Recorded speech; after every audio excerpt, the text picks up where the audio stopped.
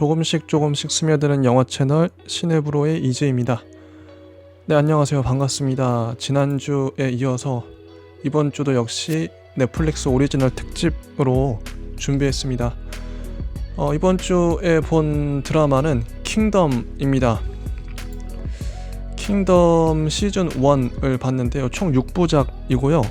공개일을 보니까 2019년 1월 25일에 공개가 되었더라고요.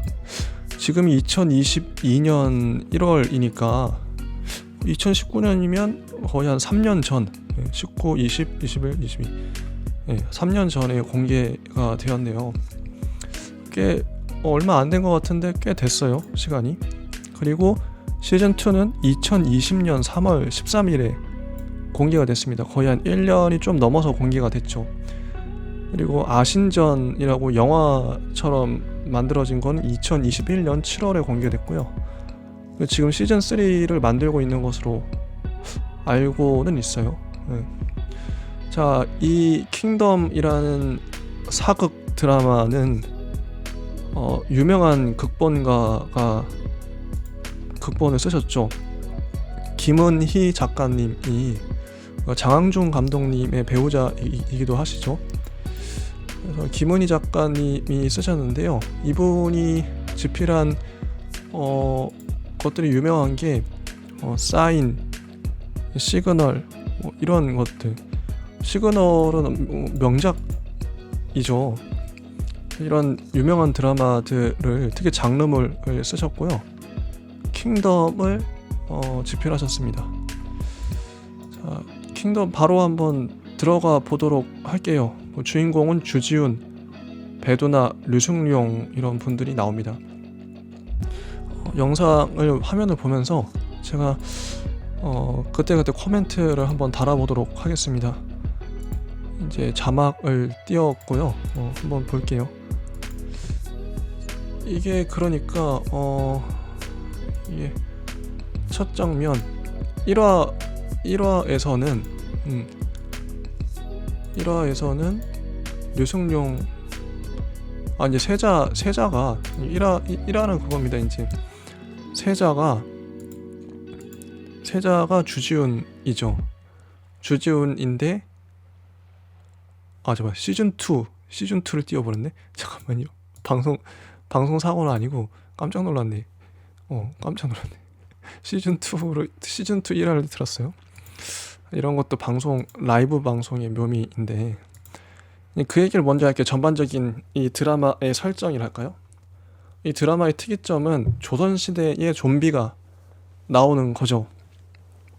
그게 정말 특이했습니다. 지금까지 킹덤 이전에 조선시대에 좀비가 나온 적이 있었던가 제 기억엔 없거든요. 물론 좀비는 현대물에 많이 나옵니다. 너무 많이 나오죠. 좀비물 자체는 이제 뭐 특이하다기보다는 너무 보편적인 평범한 장르가 되어버렸는데, 조선시대에 좀비가 나온다. 그게 특이점으로 작용을 했던 것 같아요. 잘 잡았죠.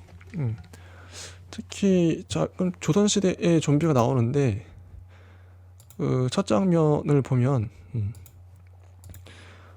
이게 특이한 게요. 넷플릭스가 우리나라에서만 공개된 게 아니라 해외 시장을 겨냥하다 보니까 궁전 전반을 이렇게 비추는 그런 씬이 되게 많이 나와요. 그러니까 멀리서 건물들의 디테일 같은 것들을 찍는다든지, 왜 이렇게 오랫동안 저걸 찍고 있을까 싶었는데 저는 일부러 이렇게 만든 것 같아요. 해외 시청자들을 겨냥해서 건물들을 오랫동안 보여줬다. 그리고 지금 이제 왕이 좀비가 된 거죠. 뭐 이거 나름의 스포일러라면 왕이 좀비가 됐어요. 좀비가 됐고 그 왕을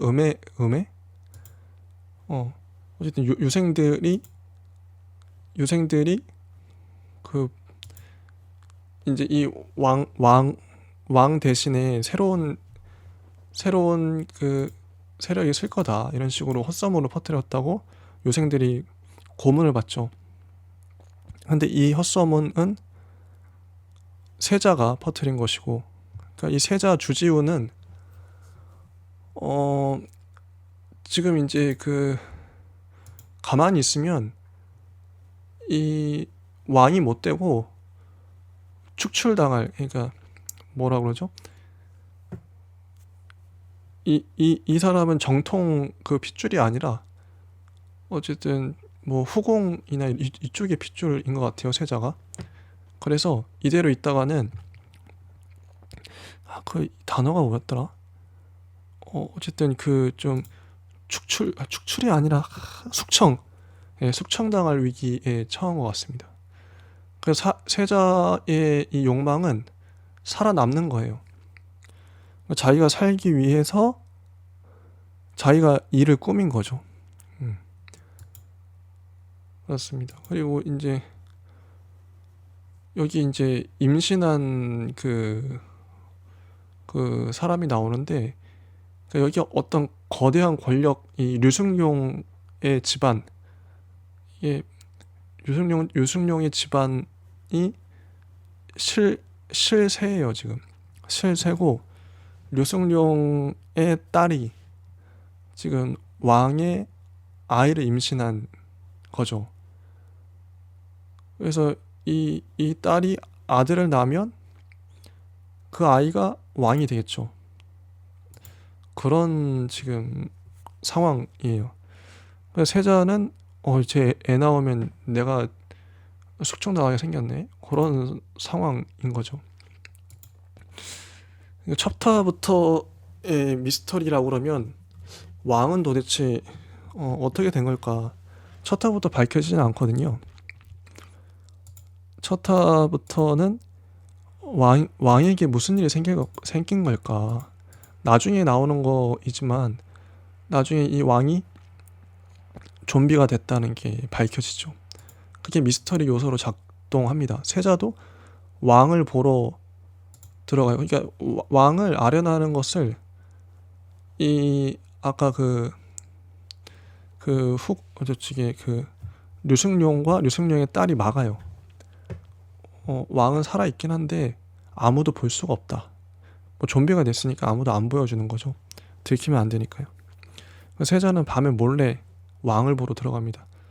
하지만 왕은 못 보고 왕이 괴물이 된 모습을 종이 창으로 보죠. 그런 것들, 그런 이야기들이 나오고, 그리고 이제 그게 한 절반 정도의 세자와 뭐 전반적인 그 이야기들을 보여주고 인트로죠. 나머지 절반은 이 시골에 이게 지율헌이라고, 거기에 환자들을 돌보는 어떤 병원 같은 곳이 있어요. 여기서 벌어진 에피소드가 드러나죠. 지율헌의 를 담당했던 의원님이 한양에 왕을 진찰하러, 왕을 보러 갔다가 혼자만 돌아오죠. 원래 같이 갔었는데 같이 갔던 사내에는 왕한테 죽죠. 그래서 이 세자는 왕의 정체, 어쨌든 이제 왕의 정체도 그렇고 뭔가 이제 밝히기 위해서 밤에 빠져나갑니다. 궁궐을 빠져나가고 이 세자를 또 잡으러 또 병사를 보내고, 그런 장면이 첫 번째 1화에 나오고요. 지효론에서는 먹을 게 없어요. 지금 먹을 게 없어. 그래서 먹을 게 없어서 아까 이제 조선 왕궁으로 갔던 의사 할아버지가 돌아오면서 이제 그 첫 장면에서 그 같이 갔던 그 남자애가 죽거든요. 왕한테. 그 남자애를 시체를 데려왔는데 그 남자의 시체를 여기 나오는 그 남자 한 명이 있어요. 이분도 이제 비중 있게 다뤄지는 사람인데 이름이 뭔지 모르겠네요. 근데 이분이 그 남자애를 끓인 거죠. 끓여서 사람들한테 다 먹입니다. 어떻게 사람이 사람을 먹어? 이제 베두나가 이렇게 얘기를 하는데 이 남자가 아니 그 사람들을 뭐 나라님이 살렸을 것 같아? 하면서 이렇게라도 이제 사람을 먹고 살려고 한 거죠. 사람이 사람을 먹고 사는 그런 세상입니다. 너무 비참하죠. 근데 결국 이제 좀비한테 당한 그 아이를 먹었으니 이 지우런에 있는 모든 사람들이 지금 좀비로 변해요. 꺽꺽거리면서. 예, 그리고 사람이 사람을 잡아먹는 게 벌어집니다. 베두나랑 결국 살아남는 건 베두나랑 그 아까 남자만 살아남아요. 시즌 1 이게 1화의 내용이고요. 근데 이게 재밌는 게 뭐 의미 부여를 나름 잘한 게 시즌 1 때 그러니까 잘한 게 그러니까 좀비가 되는 이유, 좀비의 의미라고 할까요? 그게 뭐 조선 시대의 굶주린 백성들, 그러니까 서로가 서로를 잡아먹을 수밖에 없었던 그 굶주린 백성들을 상징하는 것 같아요. 시대 풍자극이죠. 되게 이 당위성이 느껴져서 너무 좋았고요. 의미가 있어요. 그때 당시 실제로도 많이 굶주렸을 거고 너무 먹을 게 없어서 벌레마저 잡아먹었다. 이런 대사도 나오거든요. 그러니까 조선시대에 왜 좀비가 어떤 의미인가, 어떻게 보면 생뚱맞잖아요. 너무 잘 어울립니다. 시체가 되살아난 건데 되살아나게 된 계기도 뭐 여기 나오는 어떤 풀을 먹으면 죽었던 사람이 되살아난대요. 근데 그거를 왕에게, 그러니까 죽은 왕을 되살리기 위해서 그 풀을 지우런의 의사 선생님이 왕한테 먹이고 그 왕이 밤마다 되살아나는데 되살아난 왕을 살리기 위해서 사람들을 한 명씩 던져주는 거죠. 시체들, 이제 산 사람을 던져주고, 그리고 그 와중에 이제 지우런에서 진찰하러 갔던 그 할아버지를 따라갔던 시종 아이는 그 왕한테 당하고, 그 시종 아이 죽은 시체를 지우런에 데려왔는데 그 시체를 끓여서 다 먹어버려가지고 지우런 사람들이 좀비가 돼서 그 좀비들이 이제 다 퍼져가는, 조선 팔도에 다 퍼져가게 되는 그런 상황이에요. 근데 이게 그러니까 굶주린 백성을 상징하고 개연성이 다 있죠. 그리고 이제 2화에서 이제 세자는 그 감초 같은 분하고 둘이서 같이 여행길을 떠납니다. 상주로 같이 지우런이 상주에 있는데 처음에 이제 그 의사를 만나러, 왕이 왜 이렇게 됐는지 알아보겠다 해가지고 의사를 만나러 둘이 같이 여행을 떠나죠. 근데 지우런에 도착을 하니까 1화에서 이미 이제 좀비로 다 변해버린 사람들이 이걸 다 뭐랄까 막 난리가 났잖아요.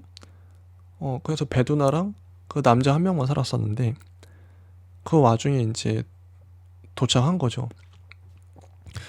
도착하고 보니까 아무도 없어요. 지우런에 문은 닫혀 있고 아무도 없습니다. 베두나랑 그 남자가 다 조치를 취해 놓은 거죠. 근데 알고 보니까 어디 그 시체들이 있냐면 마룻바닥에 다 숨어 있었던 거예요. 그러니까 좀비들의 생태가 어떠냐면 낮에는 활동을 못하고 밤에만 활동을 합니다. 이게 어떤 법칙 같은 것이죠. 규칙 같은 건데 이런 규칙성을 만들어주는 게 중요하죠. 여기 나온 좀비들은 낮에는 못 움직여요. 밤에만 움직이는데 그래서 이제 밤에는 그 마룻바닥 같은 데 다 기어 들어가 숨어 있고 지오렌은 도대체 무슨 일이 일어났던 것일까 이렇게 이제 미스터리가 조성이 됩니다. 세자는 그 찾아다니고 있죠. 그 영감님 의사 선생님을 이렇게 찾아가고 있는데 의사 선생님과 결국 이제 언꼴이라 그래서 언꼴의 베두나가 그 생사초를 캐러 언꼴로 갔는데 베두나가 그러니까 좀비가 된 사람들을 고치기 위해서 언꼴로 갔던 거죠. 생사초를 깨서 뭔가 어떻게든 해보려고 얼굴이 퀭해서 그 풀 때문입니다. 지루한 사람들이 죽은 건 어찌하십니까? 그래서 근데 이거를 그러니까 세자가 이제 관아에 신고를 하는 바람에 지우런 그 바닥에 있던 시체들이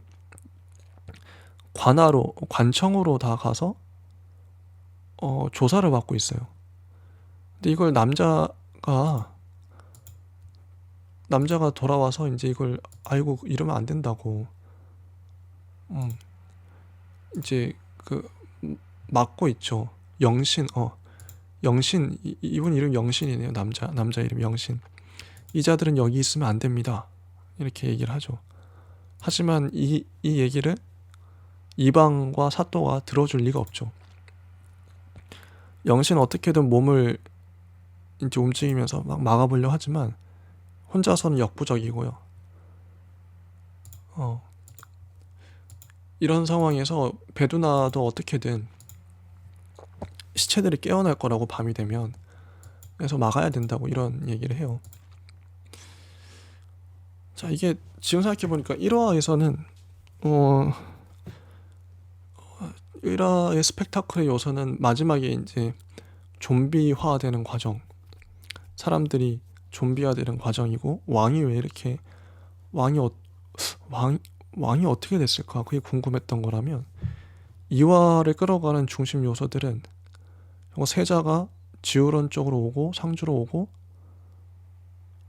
이 좀비들이 언제 이제 밤에 언제 일어날까 요걸 기다리는 거죠. 근데 그 와중에 세자를 잡으러 한양에서 그 범일이라는 사람이 내려옵니다. 이 사람이 세자를 죽이려고 하죠. 하지만 이렇게 서로 싸우다가 언뜻 밤이 되고 그 건물 안에 이제 관에 갇혀있던 그 아까 의사 선생님이 좀비가 돼서 일어나서 다 죽여버려요. 범일도 당하고 말죠.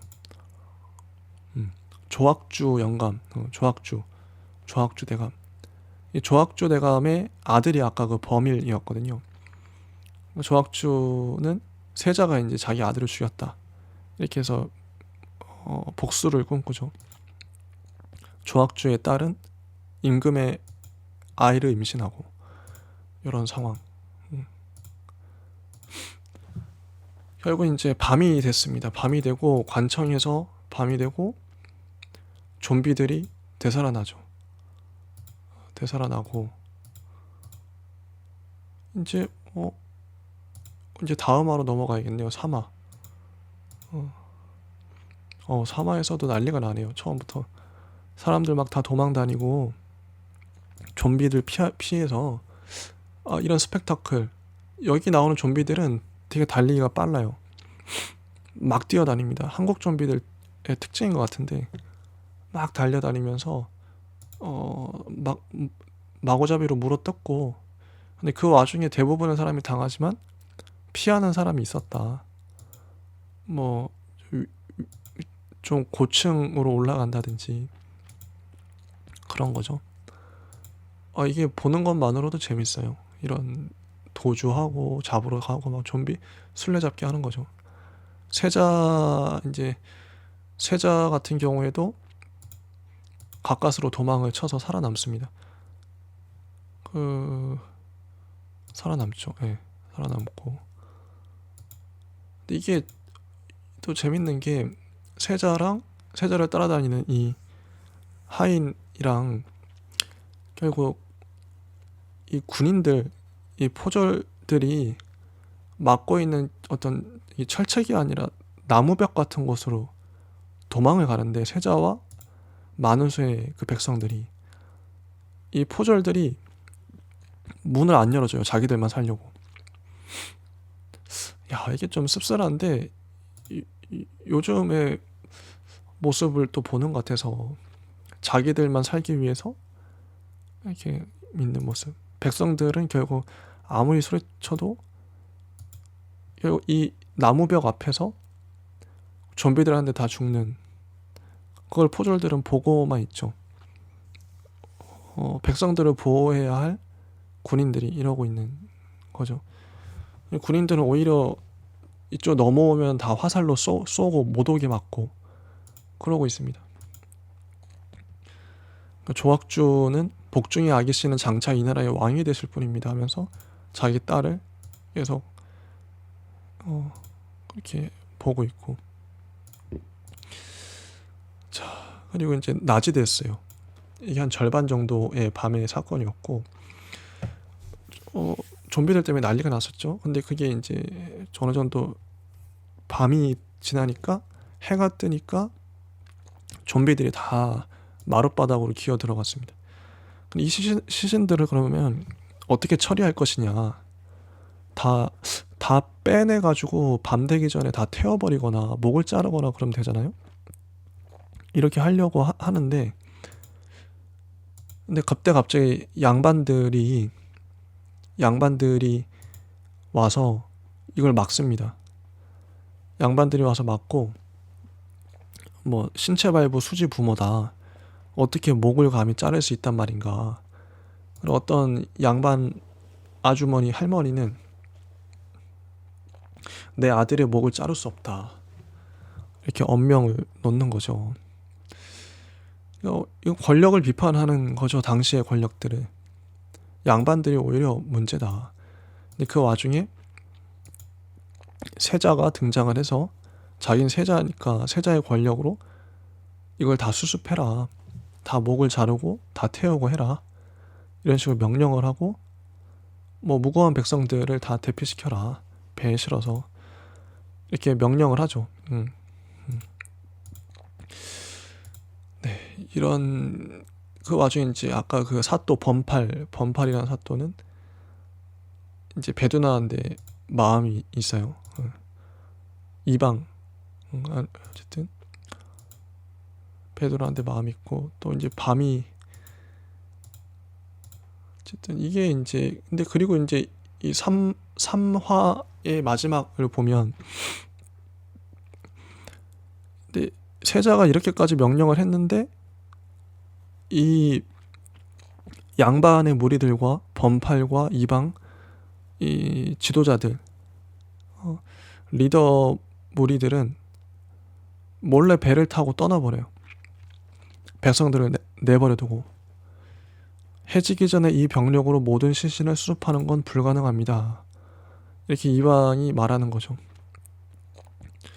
밤이 되면 또다시 난리가 날 텐데 저곳에 남아 계시는 거는 섭을 등에 지고 불로 뛰어드는 거나 다름이 없습니다. 부사 어르신과 여기 이 양반님들은 동네를 지탱하는 기둥 아니십니까?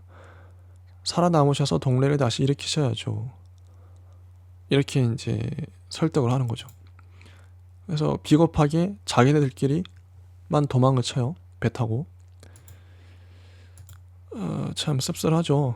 그리고 세자와 백성들은 동네, 이 동네라는 지역은 물로 가로막혀 있어서 나갈 수가 없는 고립된 지역이에요.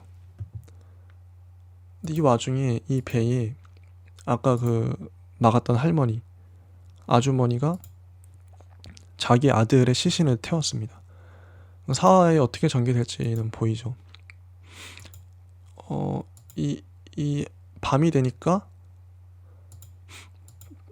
그러니까 밤이 되면 그 자기 아들을 실었던 그 배에서 난리가 나서 그 양반들이 다 좀비가 돼버리는 사태가 벌어진 거죠. 결국은 뭐 작가가 응징을 한 거죠. 그 양반들은. 그리고 이제 이 동네에 남은 세자와 이 백성들은 어떻게든 살 길을 찾아야 되니까 세자는 이 사람들을 데리고 지울헌으로 갑니다. 지울헌이 아까 방어 시설이 잘 돼 있었거든요. 방책이라든지 그런 게 다 잘 돼 있었기 때문에 좀비들이 깨어나기 전에, 해가 지기 전에 지울헌으로 가자. 근데 이게 시간이 없죠. 또 막 가다가 해가 지고 결국 이제 마지막에 가는 뒤처져서 가는 그 마차에 실려 있는 병자와 할아버지, 할머니, 노약자들이 마차가 바퀴가 걸리는 바람에 바위에 못 가게 생겼는데 바로 옆에서는 좀비들이 막 튀어나와서 잡아먹으려고 오고 있어요. 다 버리고 가자고, 저 사람들 노약자 버리고 가자 그러는데 그 세자는 자기는 조학주랑도 다르고 아까 범일이었던가요? 그 사또랑 이방하고도 다르다. 나는 다르다. 그러면서 어떻게든 나는 이 사람들하고 같이 살 거다. 같이 살려낼 거다. 이렇게 얘기를 하죠. 근데 결국 이제 마차를 억지로 밀어가지고 겨우겨우 도망쳐서 결국 삽니다. 이거 되게 긴박감 있고 액션씬을 잘 연출했어요. 그리고 지우런 안에서 문을 닫고 이들은 버티죠. 그 좀비들은 지우런에 못 들어오고요. 결국 이렇게 낮이 됐습니다. 낮이 되고 좀비들은 다 어두운 곳으로 숨어 들어갔죠. 이렇게 훈훈한 와중에 이렇게 같이 살자 이렇게 훈훈한 와중에 있는데 조학주 아까 그 대감은 아까 그 누구였냐, 세자가 머리를 잘라버린 그 조학주의 아들, 그걸 받아보고 분노하죠. 그래서 병력을 또 구파를 하고, 근데 이 지우런에 갑자기 이제 군인들이 몰아닥칩니다. 화살을 쏘고 지우런을 급습하는 거죠. 그래서 많은 백성들이 죽습니다. 무고한 백성들이. 단지 세자 한 명을 잡기 위해서. 세자가 나오기를 강요하고 있죠. 밖으로 나오길. 안 그러면 다 죽게 되는 상황. 참 딜레마적인 상황이에요. 세자도 한동안 갈등을 하다가 결국 이제 그 지유런 사람들을 적절히 대피시키고 이 밖에 있는 그 한양에서 온 이 무리들을 각계격파하고 또 도망칩니다. 절묘하게. 절묘하게 도망을 쳐요. 그리고 한양에서는 나름 이제 전하를 뵙겠다고 이 간부인가요? 이 신하들이 한 4명 정도가 쳐들어가죠. 우리는 전하를 어쨌든 뵈야겠다. 얼굴을 용안을 뵈야겠다. 결국에는 조학주가 말을 들어주는데 전하가 좀비가 된 모습을 보죠. 그리고 이 모습을 보고 이 나름 의롭게 일어선 사람들이 끌려갑니다. 그래서 추국을 시작한다 하면서 고문을 당하는 장면이 나오죠. 이게 이제 4화의 내용이고, 그 다음에 이제 5화로 가면서 또 밤이 밤이 됩니다. 이제 그 세자와 베두나와 원래 졸개와 그 남자, 총도 잘 쏘는 그 남자와 아까 그 포졸이 아니라 범팔이 같이 이제 동료가 됩니다. 범팔은 그 아까 배에서 좀비가 탄 배에서 유일하게 살아남은 생존자예요. 물에 뛰어들어가지고. 근데 얍삽하게 살아남았죠. 그래서 성주로 가야 된다. 그래서 그런 상황. 그리고 또 하나의 가다가 가는 길에 그 양반들이 탔던 배에 있는 그 온갖 짐들, 배가 이제 표류할 거 아니에요? 표류하다가 낮이 되니까 좀비들은 배에서 다 쓰러졌겠죠. 그걸 이제 이 화전민들이 그때 당시에 이제 이 농민들이 다 털어가지고 사람들은 땅에 묻고 물건들은 다 훔쳐 잘 가졌어요. 세자와 무리들은 그럼 그 시체가 어딨냐? 그 들판에 가서 시체를 보려는데 근데 이 백성들이 이 세자를 죽이려고 하죠. 그때 이제 밤이 되면서 좀비들이 일어나고 좀비들이 엄청나게 일어납니다. 이걸 한 명씩 처리하다가 갑자기 이제 불화살이 날아오면서 이 세자의 일행을 누군가가 서포트 해줘요. 이 서포트 해주는 사람은 그 세자와 어렸을 때부터 친했던 이 사람이 이름이 뭐였더라? 허준호가 연기를 했는데요. 되게 묵직한 역할, 실세인 거죠. 조학주와 권력이 거의 대등한 그런 실세 역할을 합니다. 그 사람이 이제 세자를 도우러 온 거죠. 근데 이 허준호는 좀비를 아는 것 같아요. 좀비의 생리를. 여긴 역병 환자라고 나오는데 역병 환자들을 조학주도 그렇고요. 언젠가 3년 전에 대면한 적이 있었던 것 같아요. 이런 느낌. 자, 그리고 어쨌든 뭐 허준호는 이제 쉬라고 그러고 그리고 임산부들을 그 궁궐에서는 임산부들을 다 모아가지고 맛있는 걸 대접을 합니다. 이게 왜 그런가 했는데 이제 5화인가 6화 때 밝혀져요. 왜 임산부들을 대접하는지. 결국 이 아까 이제 왕의 아이를 임신한 이 조학주 대감의 딸은 임신한 게 아니라 가짜로 임신한 것처럼 꾸몄던 거죠. 이게 다 연극을 했던 겁니다. 나름의 이제 어떤 뭐랄까 반전 포인트라고 할 수 있을 것 같아요. 그리고 6화 때는 이제 상주뿐만 아니라 경상도 지방을 다 폐쇄하는 게 조학주의 명령이었고 그리고 안현대감이다.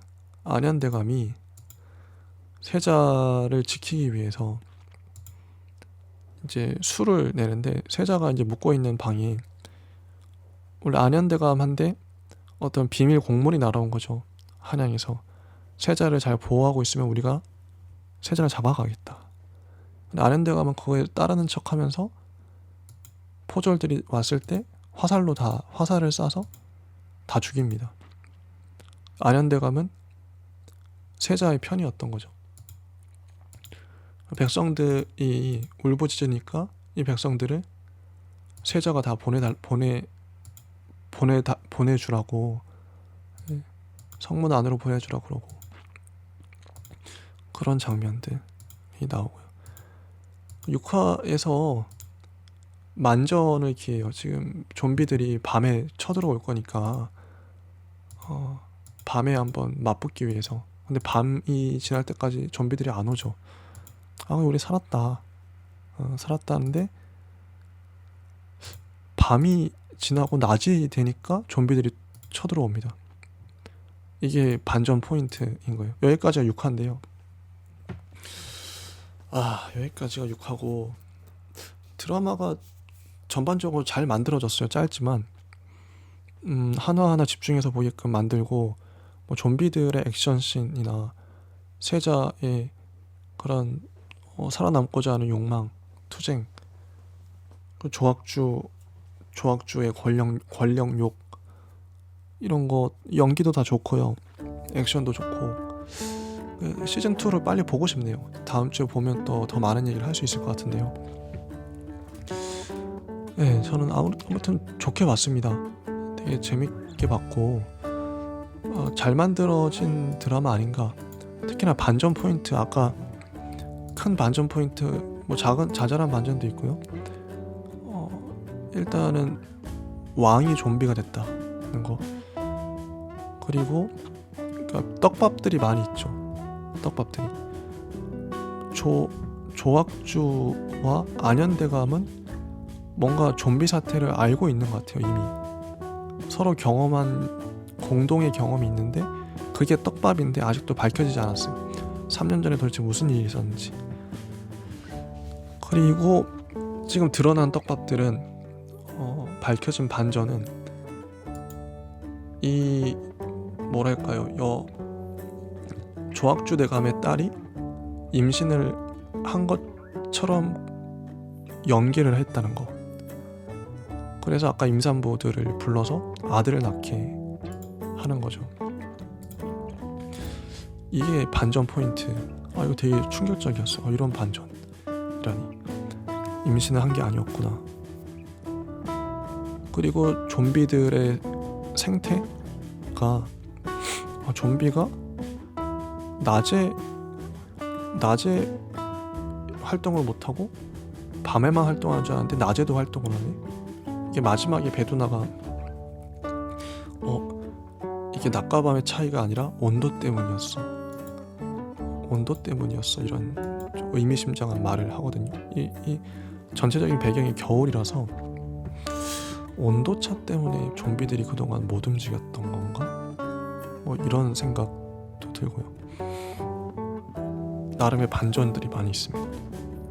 그리고 조악주는 자기 아들의 복수를 하기 위해서 세자를 잡으러 오고, 세자와 이 일행은 좀비한테 살아남아야 하는 것과 더불어 조악주로부터도 살아남아야 될 이중 미션이 벌어지는 거죠. 시즌2는 어떻게 전개될지 되게 궁금합니다. 잘 만들어졌어요. 네, 여기까지 하고요. 다음 주는 또 시즌2를 보고 오도록 하겠습니다. 네, 감사합니다.